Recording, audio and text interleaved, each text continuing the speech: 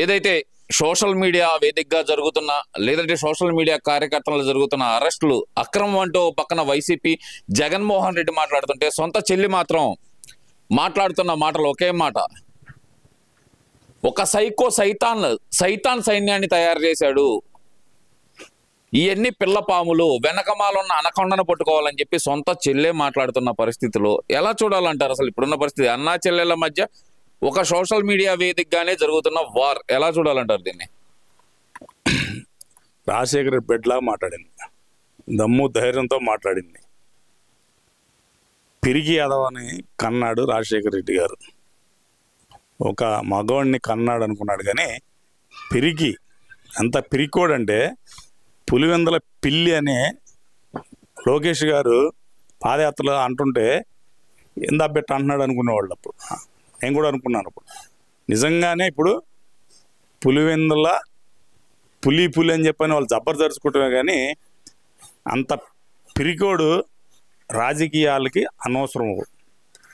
అసలు సోషల్ మీడియాలో సొంత తల్లిని సొంత చెల్లెల్ని అంత దారుణంగా ట్రోలింగ్ చేపిస్తున్నాడంటే ఇతను సైకో మనస్తత్వం ఏందో ఈ రాష్ట్ర ప్రజలు ఆలోచించుకోవాలి.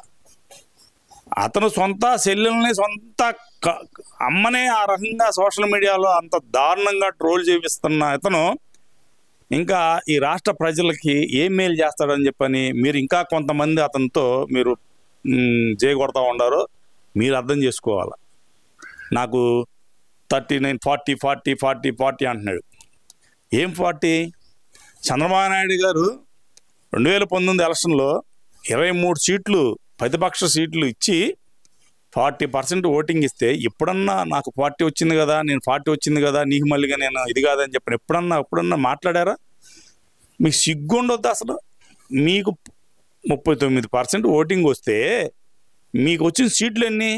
మీకు ప్రతిపక్షం కూడా లేకుండా బొందబెట్టారు కదా ఈ ప్రజలు.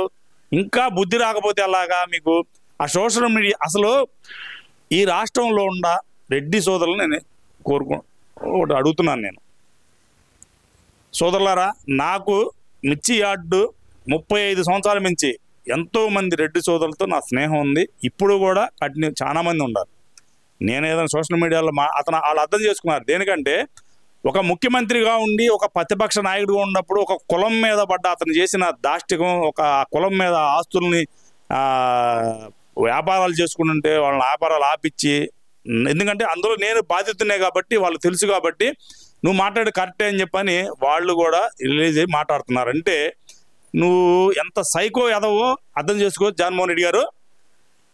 నిన్ను ఇంతకుముందు ఎలా పడితే అలా మాట్లాడాం, కానీ మా పెద్ద ఈ మధ్య చెప్తున్నాడు గౌరవంగా మాట్లాడని, అందుకని నేను జగన్మోహన్ రెడ్డి గారు అని ఇక్కడి నుంచి సంబోధిస్తాం.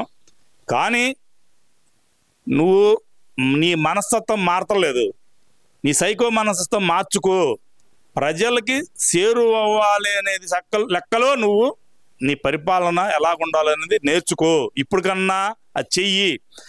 అరే అరే అరే రెడ్డి సోదరుల్ని ఎంతమంది పిల్లల్ని నాశనం చేసావు గత 10 సంవత్సరాల నుంచి.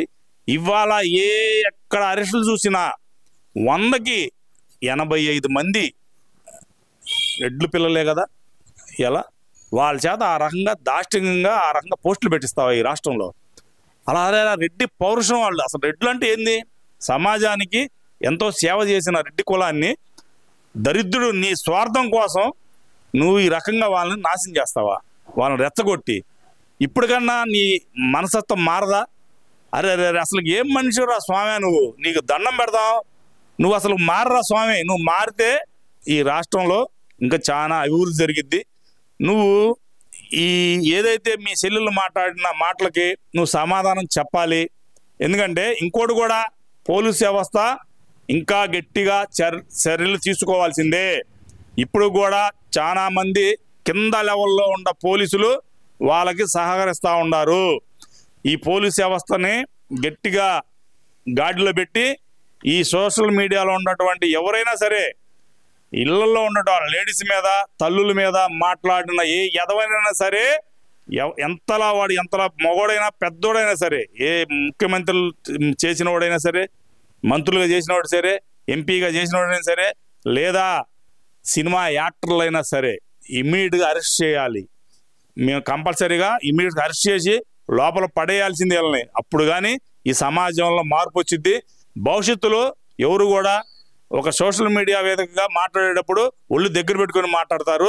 ఇది మాత్రం పోలీస్ వ్యవస్థ మీరు కంపల్సరీగా ఇది చేయాలని చెప్పని, దీన్ని కంపల్సరీగా చేయించాలని చెప్పని ముఖ్యమంత్రి గారిని, చంద్రబాబు నాయుడు గారిని, లోకేష్ గారిని, పవన్ కళ్యాణ్ గారిని, హోమ్ మినిస్టర్ గారిని కంపల్సరీగా మేము కోరుకుంటా ఉన్నాం. అంటే ఇక్కడ మొన్న ఆర్జీవీకి నోటీసులు ఏదైతే కనుక చంద్రబాబు నాయుడు గారిని, పవన్ కళ్యాణ్ గారిని, లోకేష్ గారిని కించపరుస్తా వ్యూహం సినిమా సమయంలో ఆయన చేసిన పోస్టర్లు కానీ, ఆయన రిలీజ్ చేసిన పోస్టర్లు కానీ వాటి మీద వచ్చిన కేసు ఒకటి.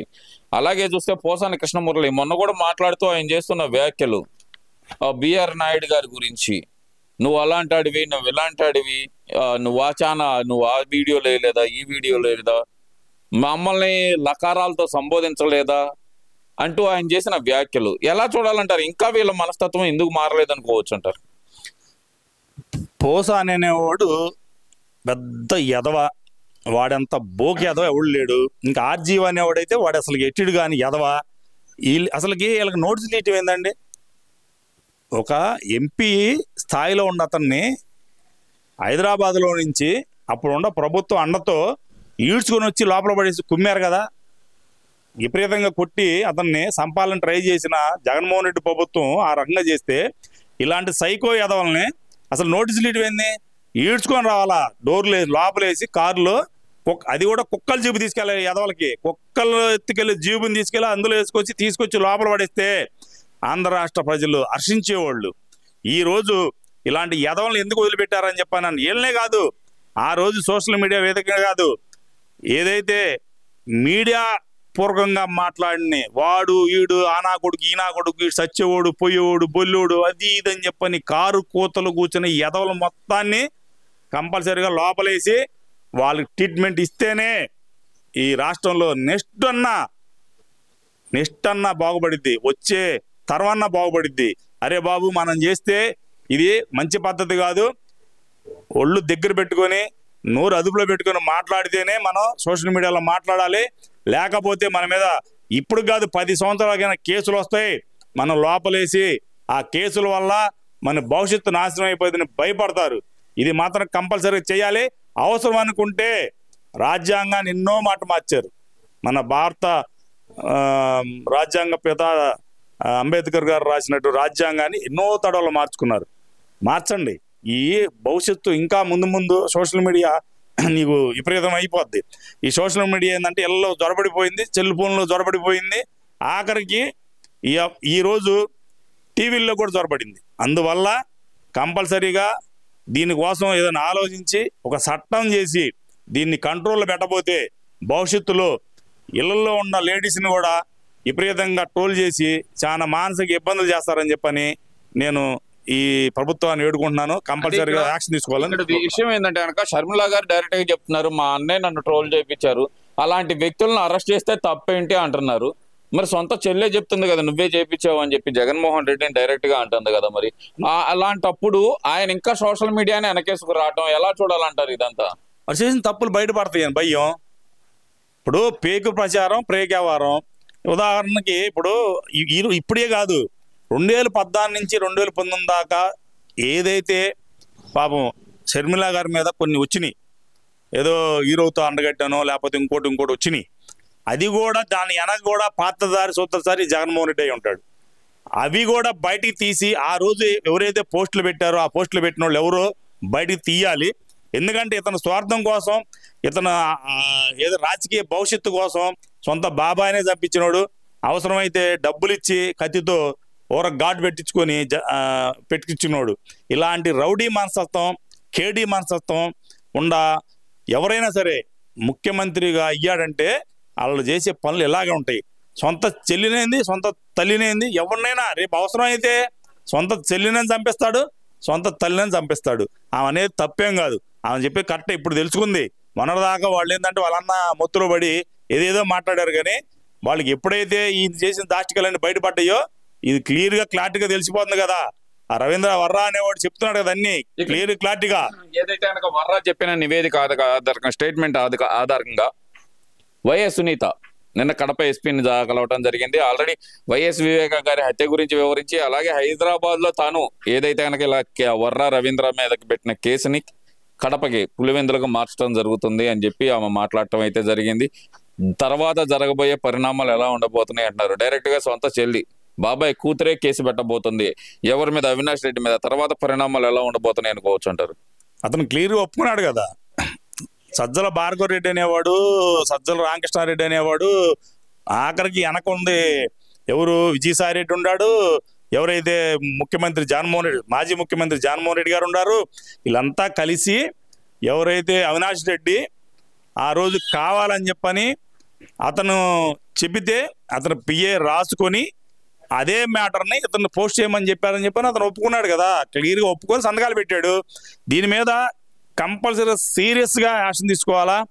అతన్ని ఆల్రెడీ ఒక ఎంపీ మీద సిబిఐ కేసు ఉంటే ఆ రోజు జగన్మోహన్ రెడ్డి పరిపాలనలో ఢిల్లీ నుంచి సిబిఐ అధికారులు వస్తే కనీసం అరెస్ట్ చేయలేకపోయారంటే ఏంటిది? అంటే సామాన్యుడికి ఒకటి, బలిసినోడికి ఒకటి. ఏంది? ఎంత దారుణం చూడండి. సిబిఐ అనేది కేంద్ర ప్రభుత్వ సంస్థ. అసలుకి సిబిఐ వస్తే ఇప్పుడు సిబిఐ అరెస్ట్ చేయలేకపోయింది. ఆ రోజు రాష్ట్ర పోలీస్ అనేది అరెస్ట్ చేయగలుగుతారంటారు. అసలు కంపల్సరీ చేసి నిరూపించుకోవాలా, లేదంటే ఎదవల కింద చూస్తారు. అతను ఆల్రెడీ వాళ్ళ బాబాయ్ కేసులో ముద్దాయి, అతను మెయిన్ ముద్దాయి. అతను ఒప్పుకున్నారు కదా చాలా మంది. అతను ఎవరైతే చేయించాడో ఆల్రెడీ అతను మాట్లాడిన వీడియోలు, ఆ ఫోన్ రికార్డులు అన్నీ ఉండేవి. తర్వాత దాని వెనక సూత్రధారి పాత్రధారి ఎవరో కాదు, ఆ రోజు ఉన్నటువంటి బిగ్ బాస్ అని చెప్పని అందరికి తెలిసింది కదా. మరి తెలిసినప్పుడు మీరేం చేయాలి? మీరు కంపల్సరీగా ఇమీడియట్గా యాక్షన్ తీసుకోవాలి. ఎందుకు సత్వరం చేస్తున్నారో అర్థం కావట్లేదు. ప్రజలు ఇదే ఆలోచిస్తున్నారు. రాష్ట్ర ప్రజలు మాత్రం గట్టిగా వీళ్ళని అరెస్ట్ చేసి లోపలేసి వీళ్ళకి తగిన న్యాయం చేయాలి సునీత గారికి అని చెప్పని వేడుకుంటా ఉన్నాం. Thank you.